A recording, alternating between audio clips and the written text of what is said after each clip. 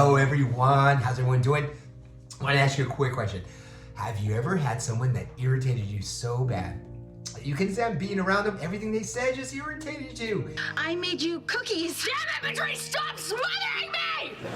And I found that lots of times in my life, the things that I'm irritated or the things that I'm dealing with myself, that God is looking at the heart of mine and examining it and showing the faults that I have in my life. So I look within to see what can I clean up in my life so that I can then see those other people in a different view. So let's take a look at how we can get fit physically and spiritually to serve not self, but others. This is 5 minutes of faith and fitness. Let's dive right into it.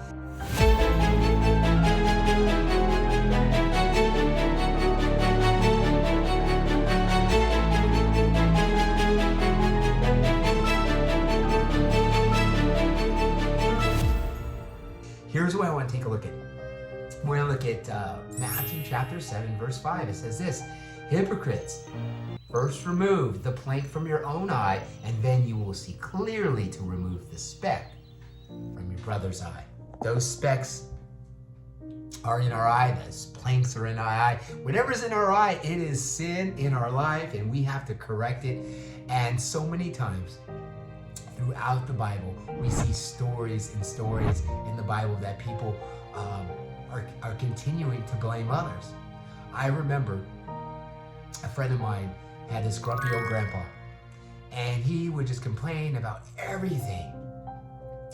Everything we did, we couldn't do anything right. My friend played this prank on him, and he put this Filipino paste, it was called Bagaong, right on his mustache. And he was sleeping, right? So when he woke up, he gets up and he goes, "Hey, Jonathan, get in there. It smells so bad in this room."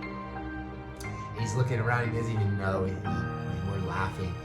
And what I take from that is so many times the stench, the stink is right underneath our nose in life, and we don't even know it.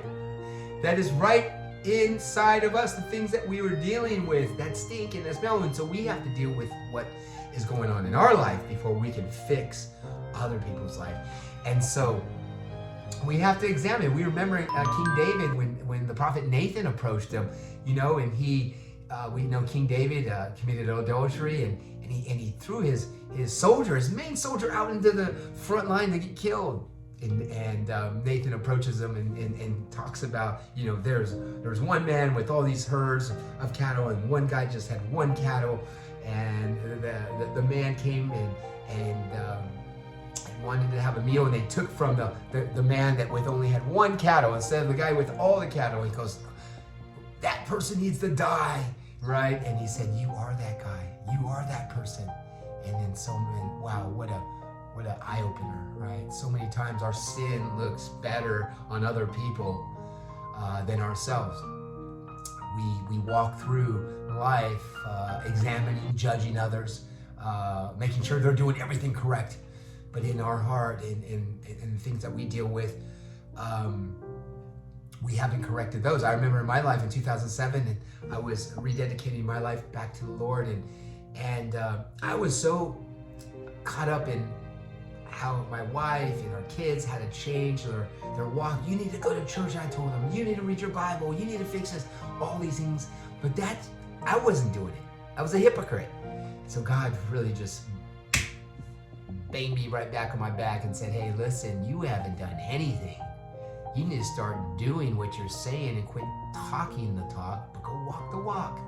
And that was a big eye-opener, because that started the being doer of the word, not just a hearer. And I started doing what God put upon my heart. And then my wife was able to see by my actions. And so many times others will see by our actions. There are things that irritate us personality-wise. But you know what? That's life. We have to deal with the things that we're dealing with, and making sure that our heart is right so we can approach these people in ministry and not have a hard heart. No one's going to be exactly like you. No one's going to do things exactly like you do. But here's the thing, we have to continue to love one another.